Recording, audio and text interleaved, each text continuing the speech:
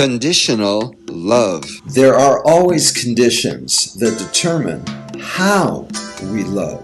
I do my best to love all beings, including Hitler, serial killers, etc. Because I appreciate how everyone involved in adverse experiences plays an important role in enhancing human development. How much support, participation, time, closeness, or distance I choose to spend with different people is based on behaviors, conditions of how our lives align with each other or not. And remember, adversity, as cruel as it may sometimes seem, is the exact necessary fuel to evolve each person's unique soul journey.